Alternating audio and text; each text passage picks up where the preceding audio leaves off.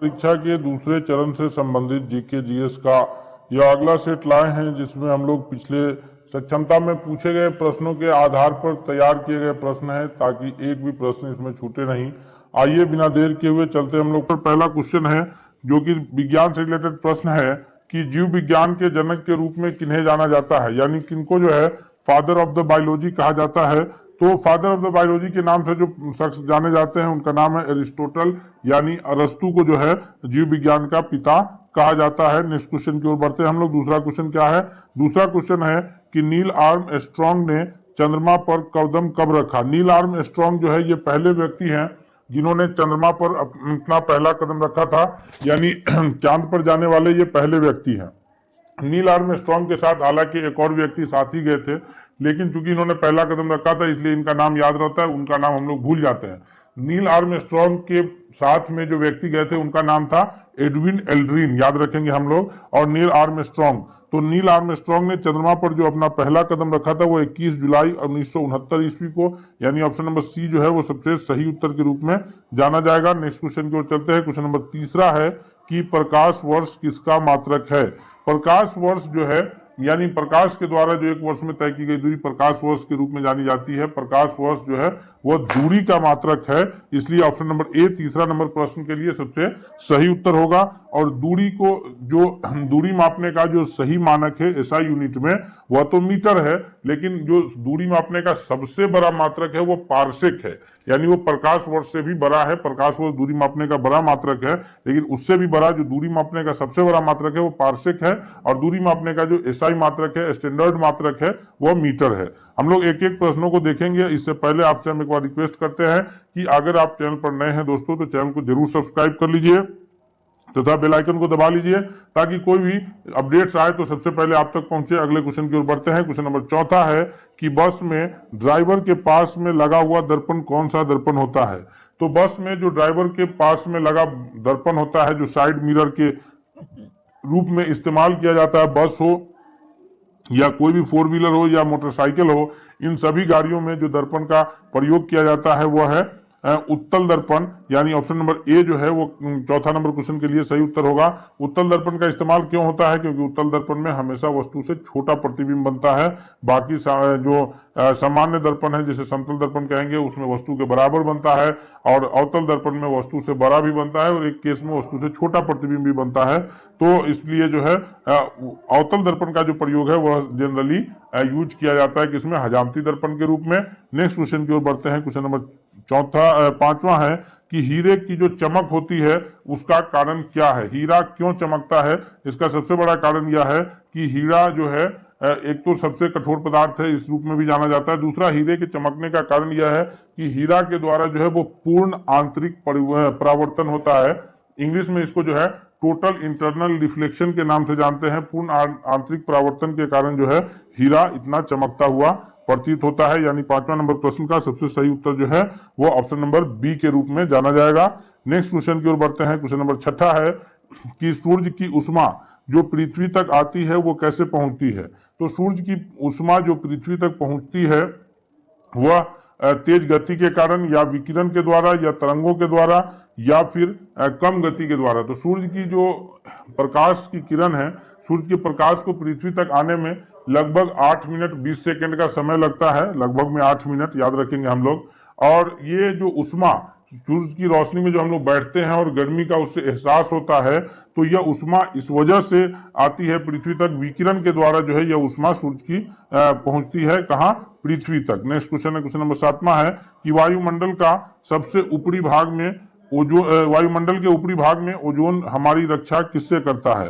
तो ओजोन परत जो है जो O3 के रूप में जाना जाता है, यह ओजोन जो हमारी रक्षा करता है वो पाराबैंगनी किरणों से हमारी रक्षा करता है। और अगर पाराबैंगनी किरण पृथ्वी तक पहुंच जाए तो उससे सबसे बड़ी बीमारी ये होगी कि चर्म रोग जो है, स्किन डिजीज जो है वो प्रॉब्लम्स होगा। तो ये ओजोन जो है उसको रक्षा करता है। लेकिन लगातार जो इस्तेमाल हो रहा है साइंस में और क्लोरोफ्लोरोकार्बन गैस का जो उत्सर्जन हो रहा है मोटर गाड़ियों से, एसी से, रेफ्रिजरेटर से, तो इससे ओजोन परत में क्षय होने का लगातार खतरा बना हुआ है। इसीलिए जो है वायुमंडल को संरक्षण हेतु आवश्यक है कि अधिक से अधिक पेड़ पौधे लगाए जाने चाहिए। नेक्स्ट क्वेश्चन की ओर बढ़ते हैं। क्वेश्चन नंबर 8वां है कि एनीमोमीटर का उपयोग किसके लिए किया जाता है, यानी कि एनीमोमीटर के द्वारा जो है क्या मापा जाता है, वो उष्मा के वेग को गति के वेग को मापता है, या फिर उष्मा के वेग को, या पवन के वेग को, या फिर ऊर्जा के वेग को। तो 8वां नंबर क्वेश्चन का जो सही उत्तर है कि एनीमोमीटर के द्वारा जो है वो पवन के वेग को मापा जाता है, यानी ऑप्शन नंबर सी जो है सबसे सही जवाब है। 9वां नंबर क्वेश्चन है कि इंसुलिन की खोज कौन किए थे। जी, इंसुलिन की खोज करने वाले जो है वो बैंटिंग है, या फिर डोमेक ने, या रोनाल्ड रॉस ने, या फिर हार्वे ने। तो 9वां नंबर क्वेश्चन का जो सबसे सही जवाब होगा दोस्तों वो ऑप्शन नंबर ए है कि ये इंसुलिन की जो खोज है वो बैंटिंग ने किया था, और रोनाल्ड रॉस जो है वो मलेरिया की खोज जो है करने के रूप में जाने जाते हैं। मलेरिया की जंग रॉस के संग ये जो है एससीईआरटी का जब हम लोग किताब पढ़ते हैं तो 5वां के ही किताब में, क्लास की किताब में हमें ये जानकारी मिलती है। रोनाल्ड रॉस जो है वो मलेरिया की खोज के बारे में जाने जाते हैं। नेक्स्ट क्वेश्चन है, क्वेश्चन नंबर 10 है कि किस धातु का गलनांक सबसे अधिक होता है, यानी कौन सी धातु उच्च ताप के कारण जो है पिघलता है। तो धातु जिसका गलनांक सबसे अधिक होता है वह है टंगस्टन। तो इसी वजह से जो है विद्युत बल्ब के फिलामेंट में अभी जो व्हाइट कलर का बल्ब जलता है यह एलईडी बल्ब है, यानी एलईडी जिसका पूरा नाम जो है लाइट इमिटिंग डायोड होता है। एलईडी बल्ब है जो कि कम ऊर्जा खपत करता है, लेकिन जो बल्ब जो लाल रोशनी देने जिसमें फिलामेंट लगा होता था वो बल्ब जो है उस टंगस्टन का वायर का उसमें फिलामेंट लगा रहता था, क्योंकि टंगस्टन का जो गलनांक है वो काफी उच्च गलनांक है, इसी कारण उसमें जो है विद्युत के बल्ब में टंगस्टन का वायर इस्तेमाल होता था। नेक्स्ट क्वेश्चन है, क्वेश्चन नंबर 11 है कि किस शासक के प्रयास से नालंदा विश्वविद्यालय की स्थापना हुई थी, यानी नालंदा विश्वविद्यालय के संस्थापक के रूप में कौन जाने जाएंगे। तो नालंदा विश्वविद्यालय जो कि नालंदा में था, बख्तियार खिलजी के द्वारा जो है इसके हानि पहुंचाया गया था। ये नालंदा विश्वविद्यालय की स्थापना कौन किए थे, अशोक, हर्षवर्धन, बिंबिसार, या फिर कुमारगुप्त प्रथम। तो 11वां नंबर क्वेश्चन का जो करेक्ट आंसर है ऑप्शन नंबर डी है कि नालंदा विश्वविद्यालय की जो स्थापना है वह कुमारगुप्त प्रथम के जो है प्रयास से हुआ था, अर्थात ऑप्शन नंबर डी जो है इसका सबसे सही जवाब है। नेक्स्ट क्वेश्चन है, क्वेश्चन नंबर 12 है कि सोनपुर नगर जो है वो किस जगह पर स्थित है, किस नदी के तट पर स्थित है। सरयू नदी के तट पर, गंडक नदी के तट पर, सोन नदी के तट पर, या फिर गंगा नदी के तट पर। तो दोस्तों याद रखिएगा सोनपुर नगर जो है जो एशिया का सबसे बड़ा पशु मेला के रूप में जाना जाता है, सोनपुर पटना के समीप में, वह गंडक नदी के तट पर स्थित है, ना कि जो है ये हम लोग कहेंगे कि सोन नदी, बल्कि सोनपुर जो है वो किस नदी के तट पर स्थित है, गंडक नदी के तट पर। वहीं उसी आसपास में जो है गंगा में आकर के दक्षिण से सोन नदी भी मिलती है। नेक्स्ट क्वेश्चन की ओर बढ़ते हैं, अगला क्वेश्चन देखते हैं। क्वेश्चन नंबर 13 है कि निम्नलिखित में से कौन सा महाजनपद जो है वह वर्तमान बिहार में के स्थित नहीं था। वो महाजनपदों की जो कुल संख्या है वो 16 महाजनपद है, और उसमें से 3 प्रमुख महाजनपद जो है वो बिहार में हुआ है, और जितने भी 16 महाजनपद है उन सभी 16 महाजनपद में जो सबसे शक्तिशाली महाजनपद रहा है वो मगध महाजनपद रहा है। और बिहार में जो है वज्जी संघ, मगध और ये अंग, ये तीनों महाजनपद जो है ये बिहार में हुए हैं। और वज्जी संघ जो है ये 8 राज्यों का संघ था, और उसी वज्जी संघ में एक राज्य जो था लिच्छवी था, जो कि प्राचीन काल से ही लोकतंत्रात्मक शासन वहां रहा है। और 13वां का जो करेक्ट आंसर होगा कि जो संघ बिहार में जो महाजनपद स्थित नहीं है वह वत्स है, यानी ऑप्शन नंबर ए जो है वो करेक्ट आंसर है। नेक्स्ट क्वेश्चन है, क्वेश्चन नंबर 14 है कि मुगल काल में बिहार आने वाले प्रथम व्यक्ति कौन थे।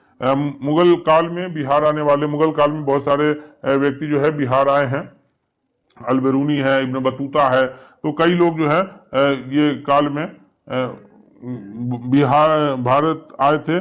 उसमें बिहार आने वाले प्रथम कौन है, मुल्ला तकिया है, अब्दुल लतीफ है, मोहम्मद सादिक है, मुल्ला बहानी है। तो 14वां नंबर क्वेश्चन का जो सबसे सही उत्तर है वह है ऑप्शन नंबर ए कि मुल्ला तकिया जो है वो मुगल काल में बिहार आने वाले प्रथम विदेशी यात्री है। नेक्स्ट क्वेश्चन है 15 है कि अशोक का शिलालेख कहां से प्राप्त हुआ है।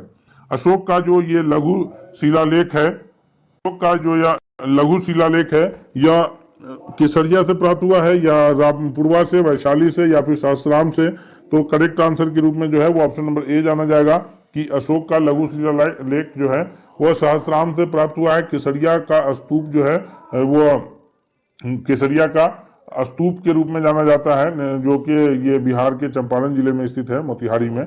नेक्स्ट क्वेश्चन है क्वेश्चन नंबर 15 कि भारत का सबसे ऊंची मूर्ति कहाँ है। जी, भारत का जो सबसे ऊंची मूर्ति है वो हरमंद साहिब है, हम्पी है, या फिर स्टैचू ऑफ यूनिटी है। भारत की जो सबसे ऊंची मूर्ति के रूप में जाना जाता है वो स्टैचू ऑफ यूनिटी के नाम से जाना जाता है, जो गुजरात राज्य में लौह पुरुष सरदार वल्लभ भाई पटेल के द्वारा जो है लौह पुरुष सरदार वल्लभ भाई पटेल के मूर्ति का अनावरण किया गया है नर्मदा नदी के घाट पर। और ये जो यूनिटी इस वजह से याद रखने के लिए क्योंकि देश जब स्वतंत्र हुआ था तो उस वक्त पूरे भारत में 562 रियासतें थी, और ये सरदार वल्लभ भाई पटेल के नेतृत्व में सभी रियासतों का विलय जो है भारत में हुआ। सभी छोटे बड़े जितने भी रियासतें थी, चाहे उसके खिलाफ जो है सैनिक अभियान करने पड़े या समझौते से जो है, लेकिन सभी रियासतें को संगठित करके एक एकीकृत भारत को बनाने का, निर्माण करने का काम उन्होंने किया था। और इसी याद में जो है उनकी सबसे बड़ी मूर्ति जो है स्टैचू ऑफ यूनिटी के नाम से स्थापित किया गया है। नेक्स्ट क्वेश्चन की ओर बढ़ते हैं। क्वेश्चन नंबर 17 है कि हमारा जो राष्ट्रीय ध्वज है तिरंगा, उसका लंबाई चौड़ाई का अनुपात कितना है। हमारे राष्ट्रीय ध्वज के तिरंगा के जो लंबाई चौड़ाई का करेक्ट अनुपात है वह 2:2, 2:3 या 3:2। तो हम सभी को पता है कि हमारा जो राष्ट्रीय ध्वज है लंबाई थोड़ा सा लंबा है इन कंपैरिजन टू चौड़ाई थोड़ा सा उससे कम है। तो ये कहेंगे कि जो 3:2 जो है हमारे राष्ट्रीय ध्वज तिरंगा का लंबाई और चौड़ाई का अनुपात है। नेक्स्ट क्वेश्चन है क्वेश्चन नंबर 18 है कि भारत में शिक्षा है, भारत में जो शिक्षा है यह क्या है। यह नागरिक का अधिकार है, या राज्य का दायित्व है, या राजनीतिक अधिकार है, या मूलभूत अधिकार है। तो शिक्षा जो है यह बच्चों का मौलिक अधिकार है, मूलभूत अधिकार है, और शिक्षा के अवसर प्रदान करना यह जो है मूल कर्तव्य में निर्धारित है। जब हम लोग मूल कर्तव्य निर्धारित किया गया तो उसमें उस वक्त तो निर्धारित नहीं किया गया था, लेकिन बाद में 2002 ईस्वी में जो है वो एक मूल कर्तव्य ये भी जोड़ा गया है कि 6 से 14 वर्ष की आयु के बच्चों को जो है शिक्षा का अवसर प्राप्त कराना यह मूल कर्तव्य होगा।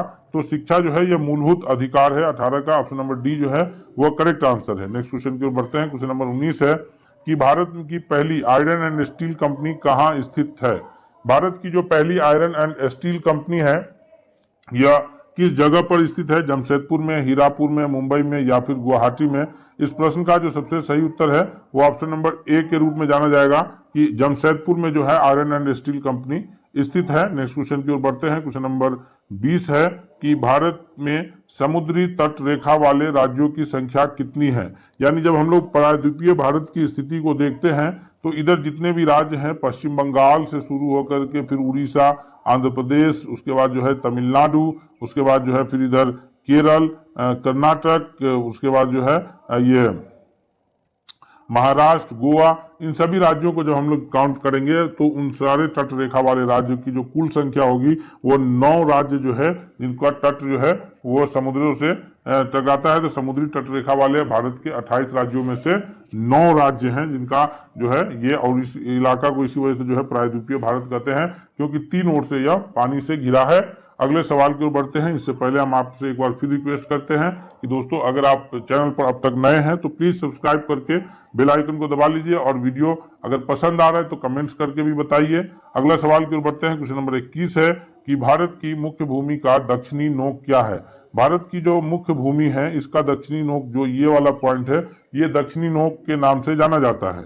हालांकि अगर भारत का दक्षिणतम बिंदु की हम लोग बात करेंगे तो इधर बंगाल की खाड़ी में स्थित अंडमान निकोबार द्वीप समूह, जो कि 6 डिग्री 4 मिनट उत्तरी अक्षांश पर जाकर के मिलता है, वो इंदिरा पॉइंट कहलाता है। लेकिन मुख्य भूमि का जो तमिलनाडु में यह दक्षिणतम बिंदु है, यह कैप कैमोरिन के नाम से जाना जाता है, या फिर कन्याकुमारी कहते हैं, या केप कैमोरिन कहते हैं। ऑप्शन नंबर बी जो है 21वां नंबर प्रश्न के लिए सबसे करेक्ट आंसर के रूप में जाना जाएगा। नेक्स्ट क्वेश्चन की ओर बढ़ते हैं। क्वेश्चन नंबर 22 है कि भारत के किस प्रदेश की सीमाएं 3 देश, कौन कौन से 3 देश, तो नेपाल, भूटान एवं चीन से संयुक्त रूप से लगती है। वह कौन सा देश, भारत का वो कौन सा राज्य है जिसकी सीमाएं जो है वो नेपाल से भी लगती है, अरुणाचल प्रदेश, सॉरी, वो भूटान से भी लगती है और चीन से भी। भारत का वो राज्य मेघालय है, अरुणाचल प्रदेश है, पश्चिम बंगाल है या सिक्किम है। तो अगर हम लोग भारत के मैप को यहाँ पर ध्यान से देखेंगे तो सिक्किम की जो स्थिति बनती है उसमें जो सिक्किम की यहाँ पर जो स्थिति बनती है, तो यहाँ पर सिक्किम का जो स्थिति है वो एक ओर से उसे नेपाल भी टच है, दूसरी ओर से भूटान और चीन का भी जो है वहां पर सीमा लगता है, अर्थात वो राज्य सिक्किम होगा जिसकी जो स्थिति है वो नेपाल, भूटान और चीन तीनों से मिलती है। नेक्स्ट क्वेश्चन की ओर बढ़ते हैं। क्वेश्चन नंबर 23 है कि भारत का सर्वोच्च पर्वत शिखर कौन है। दुनिया का सर्वोच्च पर्वत शिखर की बात आएगी तो हम लोग सभी जानते हैं, यूनिक नाम नहीं है, वो है माउंट एवरेस्ट। माउंट एवरेस्ट जो है वो दुनिया का सबसे ऊंची चोटी है, 8,848 मीटर ऊंची है और उसको नेपाल में जो है पड़ोसी देश हमारा, जो हमारे भारत के उत्तर में स्थित है, वहाँ सागर माथा के नाम से जाना जाता है। और जो भारत का सबसे सर्वोच्च पर्वत शिखर है, 23वां नंबर प्रश्न का जो करेक्ट आंसर है वो ऑप्शन नंबर सी है कि गाडविन ऑस्टिन जो है वो केटू के नाम से जाना जाएगा। और अगर हिमालय की सर्वोच्च पर्वत शिखर के रूप में पूछा जाए जो भारत में स्थित है, हिमालय की सर्वोच्च पर्वत चोटी जो भारत में स्थित है, क्योंकि माउंट एवरेस्ट तो नेपाल में है, तो वो फिर कंचनजंगा जाना जाएगा। ऑप्शन नंबर ए होगा इसके लिए। और गाडविन ऑस्टिन जो है ये भारत की सर्वोच्च पर्वत शिखर है। नेक्स्ट क्वेश्चन है कि अरावली पर्वत का सर्वोच्च शिखर कौन सा है। अरावली पर्वत जो है वो सबसे प्राचीन पर्वत शिखर के रूप में जाना जाता है। अरावली पर्वत की स्थिति कहाँ है, तो अरावली पर्वत की जो स्थिति है, या स्थिति अरावली पर्वत की जो है कहाँ है, तो अरावली पर्वत की स्थिति है ये राजस्थान से लेकर के हरियाणा होते हुए दिल्ली के दक्षिण तक जो स्थित है। और इसका जो सबसे ऊंचा पर्वत है इसको गुरु शिखर के नाम से जानते हैं। जी, अरावली का जो सर्वोच्च पर्वत है शिखर, उसको किस नाम से जानते हैं, गुरु शिखर के नाम से जानते हैं। 24वां नंबर क्वेश्चन का ऑप्शन नंबर ए जो है वह सबसे सही जवाब है। नेक्स्ट क्वेश्चन है 25 है कि निम्नलिखित में से किस नदी का उद्गम स्थल भारत में नहीं है। हालांकि वो प्रवाहित भारत में है लेकिन उसका उद्गम स्थल भारत में नहीं है। चिनाब है, रावी है, सतलज है या ब्यास है। तो इसका करेक्ट आंसर क्या होगा, सबसे सही उत्तर है ऑप्शन नंबर सी कि सतलज का जो ये है उद्गम स्थल है वो मानसरोवर झील के पास, तिब्बत में मानसरोवर झील के पास जो है वहां से है और वो प्रवाहित भारत में होती है। वहां से 3 नदियां हैं प्रमुख रूप से जो निकलती है, भारत में प्रवाहित होती है। एक नदी है जो सतलज के पास से ही निकलती है, सिंधु, वो भी मानसरोवर झील के पास से ही निकलती है तिब्बत में। दूसरी नदी है सतलज और एक और नदी है जिसको हम लोग ब्रह्मपुत्र के नाम से जानते हैं। तो ये तीनों नदियां जो है एक ही जगह से निकलती है जो भारत में प्रवाहित होते हुए आगे जाकर के सतलज और सिंधु तो अरब सागर में गिरती है, क्योंकि सतलज जो है पहले सिंधु में मिलती है और सिंधु की धारा अरब सागर में गिरती है। वहीं ब्रह्मपुत्र जो है अरुणाचल प्रदेश में प्रवेश होते हुए और फिर संयुक्त धारा गंगा के साथ मिलते हुए जाकर के बंगाल की खाड़ी में गिरती है। नेक्स्ट क्वेश्चन है, क्वेश्चन नंबर 26 है कि भारत में प्रथम बहुउद्देशीय नदी घाटी परियोजना का निर्माण निम्न में से किस नदी पर किया गया था। तो भारत की जो प्रथम बहुउद्देशीय नदी घाटी परियोजना है इसका निर्माण जो है सबसे जो किया गया था वो है दामोदर नदी पर। ऑप्शन नंबर सी जो है 26वां नंबर क्वेश्चन के लिए सबसे करेक्ट आंसर के रूप में जाना जाएगा। नेक्स्ट क्वेश्चन की ओर बढ़ते हैं। क्वेश्चन नंबर 27 है कि भारत में सर्वाधिक वर्षा प्राप्त करने वाला स्थान कौन है, यानी भारत में सबसे अधिक जो वर्षा है वो किस स्थान पर होती है। तो हम लोग अगर इसका आकलन करें कि भारत में वर्षा का, हम लोग के क्षेत्र में जो भारत में वर्षा होती है बिहार क्षेत्र में, यहाँ जो है ये वर्षा मानसूनी वर्षा होती है और जो सबसे अधिक वर्षा जो भारत में होती है वो मासिन राम जो कि मेघालय राज्य में स्थित है, यानी ऑप्शन नंबर ए जो है करेक्ट आंसर होगा। भारत में सर्वाधिक वर्षा इसी स्थान पर होती है, मासिन राम में, जो स्थित कहाँ है तो भारत के मेघालय राज्य में स्थित है। नेक्स्ट क्वेश्चन की ओर बढ़ते हैं। अगला क्वेश्चन कौन सा है, क्वेश्चन नंबर 28 है कि भारत में सर्वाधिक महत्वपूर्ण मिट्टी कौन सी है। तो सबसे अधिक मिट्टी जो भारत के भूभाग पर विस्तृत है, फैली हुई है, वह काली लाल लैटेराइट नहीं बल्कि जलोढ़ मिट्टी है, यानी ऑप्शन नंबर डी जो है 28वां नंबर क्वेश्चन का करेक्ट आंसर है। जलोढ़ मिट्टी 2 प्रकार का होता है, पुराने जलोढ़ को कहा जाता है नवीन जलोढ़ खादर, पुराने जलोढ़ को बांगर कहा जाता है। खादर और बांगर के नाम से जानते हैं, ये नवीन जलोढ़ खादर, पुराना जलोढ़ बांगर कहलाता है। नेक्स्ट क्वेश्चन है कि सिंधु घाटी सभ्यता के लोग किसकी पूजा करते थे। जी, सिंधु घाटी सभ्यता के लोग जो है वो पशुपतिनाथ की पूजा करते थे, ब्रह्मा की पूजा करते थे, विष्णु की पूजा करते थे या फिर इंद्र भगवान की पूजा करते थे। तो 29वां नंबर क्वेश्चन का करेक्ट आंसर है ऑप्शन नंबर ए कि सिंधु घाटी सभ्यता के जो लोग थे वो पशुपति की पूजा करते थे। नेक्स्ट क्वेश्चन की ओर बढ़ते हैं। क्वेश्चन नंबर 30 है कि बोल्शेविक क्रांति कब हुई। तो यह जो प्रश्न है जनरल नॉलेज से रिलेटेड प्रश्न जो है डाला गया है। क्योंकि इससे प्रश्न भी बनने के चांसेस रहते हैं। तो बोल्शेविक क्रांति जो हुई थी यह 1917 में कहाँ हुई थी? तो रूस में हुई थी। किसके विरुद्ध? तो उस वक्त रूस का शासक था जार निकोलस द्वितीय। कौन था उसका रूस का शासक? जार निकोलस द्वितीय था। उसके विरुद्ध जो है 1917 में बोल्शेविक क्रांति हुई थी। यानी 30वां नंबर क्वेश्चन का बी जो है वो सबसे करेक्ट आंसर है। नेक्स्ट क्वेश्चन की ओर बढ़ते हैं कि अलीगढ़ मुस्लिम विश्वविद्यालय के संस्थापक के रूप में कौन जाने जाते हैं? मौलाना अबुल कलाम आजाद हैं, सर सैयद अहमद खां है, या फिर मोहम्मद अली जिन्ना है, या डॉक्टर जाकिर हुसैन है। तो इसका जो सबसे करेक्ट आंसर है 31वां नंबर क्वेश्चन का ऑप्शन नंबर सी बी है कि सर सैयद अहमद खां जो है यह एएमयू यानी अलीगढ़ मुस्लिम यूनिवर्सिटी के संस्थापक के रूप में जाने जाते हैं। और इन्होंने सबसे पहले वहां पर जो है 1869 में खोला था कॉलेज, एक मोहम्मदन एंग्लो ओरिएंटल कॉलेज के नाम से। बाद में वही कॉलेज जो है फिर अलीगढ़ मुस्लिम यूनिवर्सिटी के रूप में आज वहां मौजूद है। अगला क्वेश्चन है क्वेश्चन नंबर 32 है कि प्रथम विश्व युद्ध के दौरान भारत में लोकप्रिय होने वाला आंदोलन कौन सा था? तो प्रथम विश्व युद्ध हुआ कब? प्रथम विश्व युद्ध हुआ था 1914 से लेकर के 18 के बीच चला था। द्वितीय विश्व युद्ध 1939 से लेकर के 45 के बीच चला है। तो प्रथम विश्व युद्ध के समय जो है आंदोलन जो चला था भारत में, ये आंदोलन कौन सा था? तो उस वक्त जो आंदोलन चला था वो होम रूल लीग आंदोलन था। 1916-17 में ये चला था प्रमुख रूप से। और इसको जो है मुख्य रूप से कौन कौन मिलकर चलाए थे? तो इस आंदोलन को जो है चलाने में एनी बेसेंट और फिर जो है बाल गंगाधर तिलक का नाम आता है। नेक्स्ट क्वेश्चन की ओर बढ़ते हैं। क्वेश्चन नंबर 33 है। इससे पहले हम एक बार आपसे फिर रिक्वेस्ट करते हैं कि अगर आप चैनल पर नए हैं तो जरूर सब्सक्राइब कर लीजिए दोस्तों, और वीडियो पसंद आ रहा है तो लाइक करते हुए दोस्तों के बीच भी शेयर कीजिए ताकि सभी लोग इससे फायदा उठा सके। 33वां नंबर क्वेश्चन है कि भारतीय संगीत का आदि ग्रंथ कौन सा है? भारतीय संगीत का जो सबसे पुराना ग्रंथ है वो 4 वेदों में से एक वेद है। कौन कौन सा वेद है? तो सबसे प्राचीन वेद है ऋग्वेद, फिर यजुर्वेद, सामवेद, अथर्ववेद। तो उसमें से जो संगीत का जो आदि ग्रंथ है वो सामवेद है।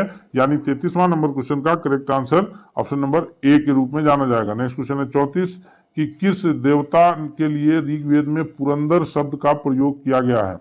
34वां नंबर क्वेश्चन का जो करेक्ट आंसर है वह है ऑप्शन नंबर बी, यानी इंद्र देवता के लिए जो है ऋग्वेद में पुरंदर शब्द का प्रयोग किया गया है।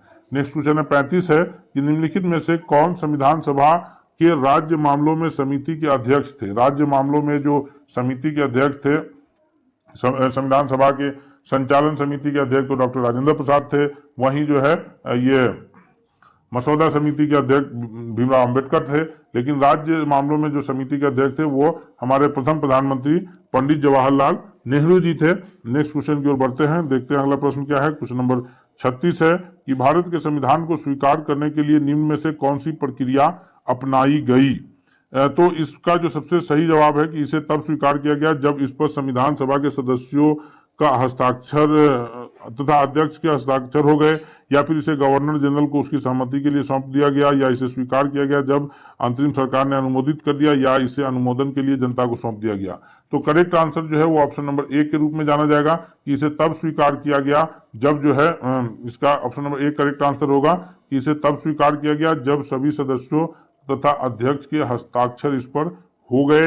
नेक्स्ट क्वेश्चन है क्वेश्चन नंबर 37 है कि बैंकों का राष्ट्रीयकरण कब हुआ था? जितने भी बैंक थे उनका राष्ट्रीयकरण जो हुआ है वो 1969 में हुआ है। इसका सबसे सही जवाब जो है 37वां नंबर क्वेश्चन का ऑप्शन नंबर बी है कि 19 जुलाई 1969 को सभी बैंकों का राष्ट्रीयकरण हुआ था।